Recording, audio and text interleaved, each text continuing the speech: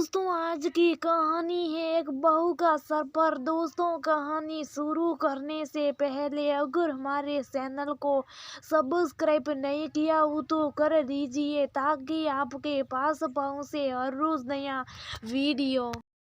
सुबह के 3 बजते अलार्म बज उठा। अपनी आंखों को मसलते हुए सुंदा उठ बैठी। आज उसे कुल देवी के दर्शन करने के लिए जाना था, जिसके लिए उसे ट्रेन से सफर करना था। इससे पहले सुंदा के ट्रेन में सफर किया था, पर ये सफर और सफर से अलग था, क्योंकि इससे पहले जो सफर सुंदा ने किया था वो शादी से पहले था, जहां उसके सफर की तैयारी में उसकी माँ का पूरा सहयोग होता था। पर आज अपनी शादी के बाद पहली बार वह ट्रेन से सफर कर रही थी। ससुराल वाले थोड़े रूढ़िवादी है, इस कारण उसकी शादी के बाद हनीमून के नाम पर कहीं घूमने भी नहीं गए थे, और अब इतने महीनों बाद कुल देवी के दर्शन के नाम पर ही सही आखिर उसका घर से निकलना तो हो रहा था, जिसके लिए वह अच्छी खासी उत्साहित थी।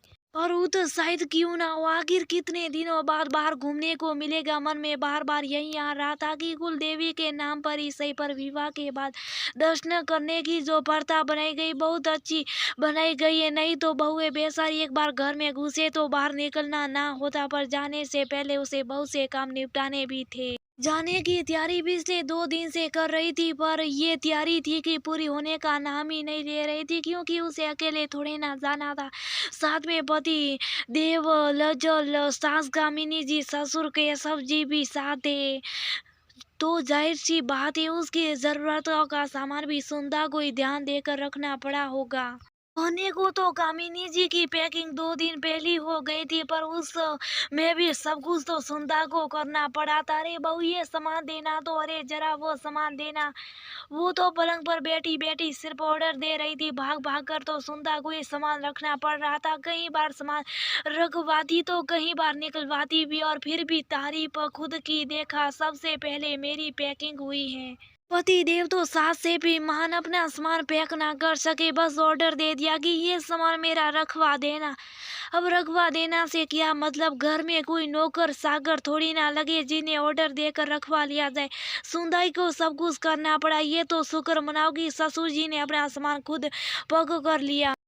कल शाम को ही कामिनी जी ने बताया कि जाने से पहले सूखा नाश्ता तैयार कर लाना, कुम हम सफर में ले जाएंगे, और बाकी यहाँ देवर ननन के लिए छोड़कर जाना पड़ेगा। बेचारे दोनों खाने पीने के लिए परेशान हो गए। आखिर हम 4 दिन के लिए बाहर जा रहे। सासू माँ की चिंता देखकर एक बार तो हंसी छूट गई। जो सुबह से शाम तक बाहर का अगड़म बगड़म खाते हैं, उनके खाने की भला क्या चिंता। और वैसे भी दोनों जवान अपना खाना खुद बना सकते हैं।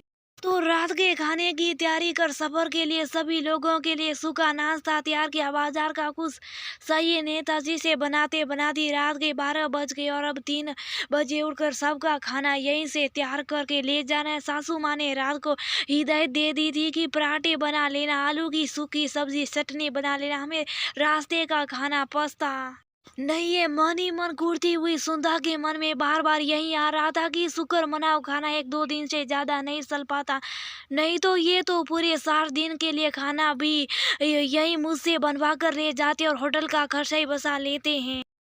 खैर, अब खाने की तैयारी के लिए भी उठना तो सुंदा को ही पड़ना। उसे उठ कर खाना तैयार कर लिया, तब जाकर 5:30 बजे सबको चाय बनाकर जगाया, क्योंकि उससे पहले उठाने के लिए सासू माँ ने सख्त मना किया था। जब सबके गले में चाय गई, उसके बाद ही उठकर सब नहा धोकर तैयार हुए। उसमें भी 10 चीजें सुंदा से भी पूछे जा रही थे, ये सामान कहाँ रखा, वो सामान कहाँ रखा, पापा जी की दवाई रखी कि नहीं, गैस सब चेक कर लिया ना, लाइट की स्विच चेक कर लो। जैसे पता नहीं शादी के पहले कौन आकर चेक करता था, और वैसे ही भी सब कहाँ जा रहे, घर में नंदर और नेवर मौजूद है ना। फिर सब कुछ सोने के बाद आखिरकार एक बहू सुंदा अपने सफर के लिए रवाना होती है। अरे नहीं नहीं, एक बहू के लिए सिर्फ इतना ही सही नहीं होता है। अभी तो ट्रेन में कई सामान जो भूले होंगे, उसके लिए तो बहू को ही सुनना है। सभी लोगों को नाश्ता करना सर्व करने की जिम्मेदारी बहू की है।